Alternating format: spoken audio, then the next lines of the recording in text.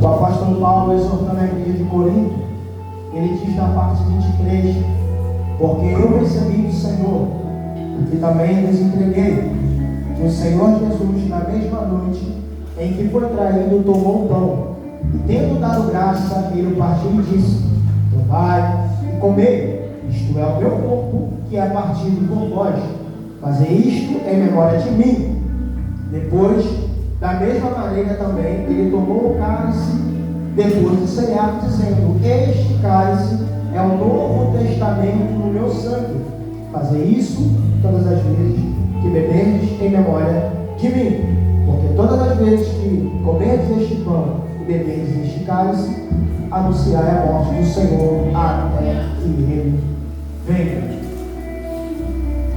Irmãos,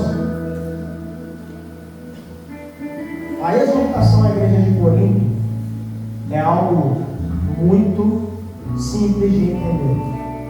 Havia grupos facciosos dentro da igreja de Corinto, onde dividiam a igreja em uns serviam a Apolo, outros a Cefas, que era Pedro, e outros ao apóstolo Paulo, e um quarto grupo, que era o pior de todos, que se dizia ser de Cristo, né? Você já encontrou alguma pessoa assim que diz: eu não tenho compromisso com o homem aqui na terra não, o pastor é Cristo? Não vou falar, está amarrado, não de Jesus não, tá? Calma, gente. Mas eu entendi o que aquele menino quis dizer, né? Porque também tem muitas pessoas que extremizam. Eu entendi o que ele quis dizer. São pessoas que não querem ter compromisso, não querem ter obediência e preferem dizer que o pastor dele é Cristo, né? Eu entendi o que ele quis dizer, calma, né? Mas o meu pastor é Cristo também, amém? Tem o pastor Elias e tem o meu pastor Cristo, aleluia. Então esses eram os piores missionários, que se diziam de Cristo, porque eles diziam: eu não tenho que obedecer Paulo, eu não tenho que obedecer a Apolo, eu não tenho que obedecer a Pedro, eu tenho que obedecer a Cristo. Esse era o pior grupo. Existia essa facção dentro da igreja de Corinto. A segunda facção da igreja de Corinto era a facção de pobres e ricos. Quando montava-se a ceia, os ricos chegavam na frente. O Juan trouxe o quê? O Juan trouxe o pernil. Entra, Juan. O Samuel trouxe o quê? O Samuel trouxe a Coca-Cola. Entra, Samuel. A diaconisa Rosana trouxe o quê? Trouxe o suco de uva. Entra. O diácono Alencar trouxe o frango.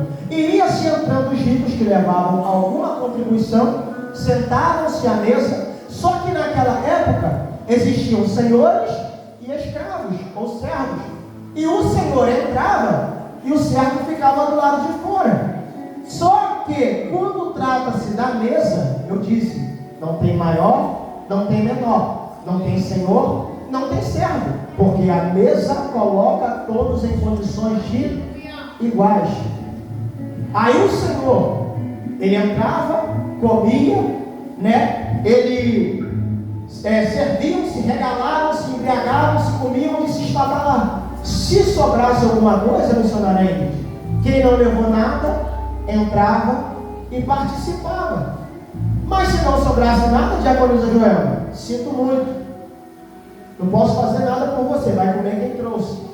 Então o apóstolo Paulo, ele entrou para quebrar esses dogmas dentro da igreja de Corinto. E ele vai dizer que aquele come e bebe sem discernir, ele come e bebe sem discernir o corpo de Cristo. Já vamos.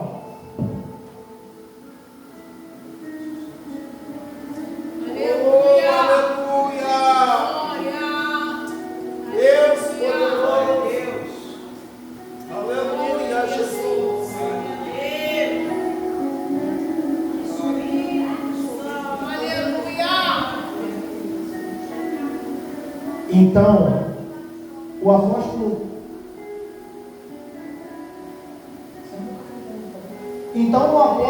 Paulo, ele vai dizer que aquele que come e bebe indignamente, ele não discerne o corpo de Cristo. Mas ele não está falando, irmãos, desse memorial aqui. Porque a gente fala, quando você come e bebe indignamente, você não está discernindo o corpo de Cristo. Mas, irmãos, isso aqui é o corpo de Cristo? Isso aqui é um memorial. Quem é o corpo de Cristo? É a noiva do Cordeiro.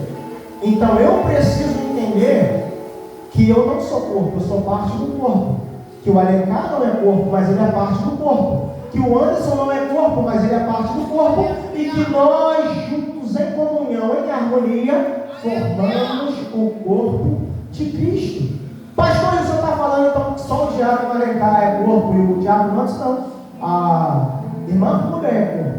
A diaconisa Joel é corpo. A pastora Miriam é corpo. O missionário André é corpo. O diácono Rogério é corpo. O presbítero Carlinhos é corpo. Presbítero, diácono missionário André. O senhor hoje consegue tocar um culto sozinho, sem o Carlinhos e sem o Rogério, não consegue?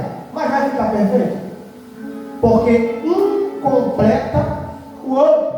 Dentro da música é algo que nós conhecemos como harmonia. Já percebeu que quando alguns irmãos faltam o culto não fica a mesma coisa?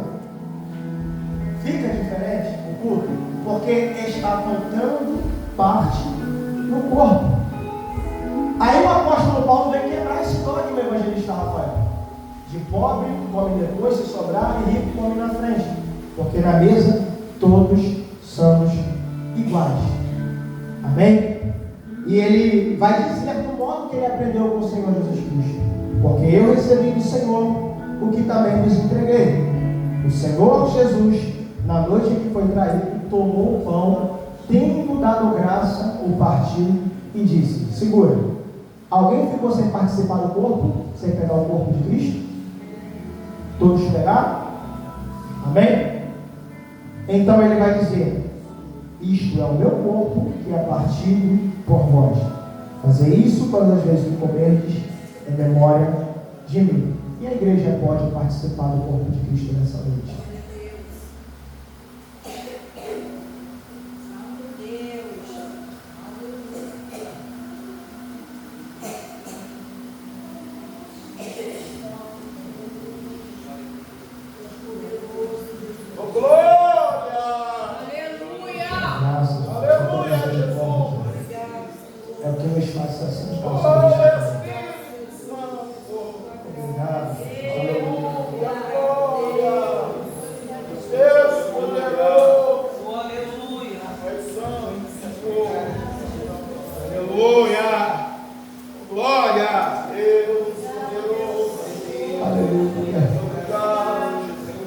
Semelhantemente também, depois de cear, tomou o cálice dizendo: este cálice é o novo testamento do meu sangue. Fazei isso todas as vezes que beberdes em memória de mim. Se você tem comunhão com seu irmão e deseja trocar o seu cálice com seu irmão em sinal de comunhão para com ele, a oportunidade está aberta. Pode abrir no Senhor, missionário.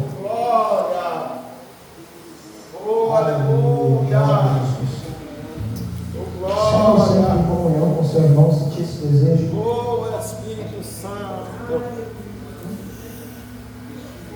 Glória a Deus! Vencer!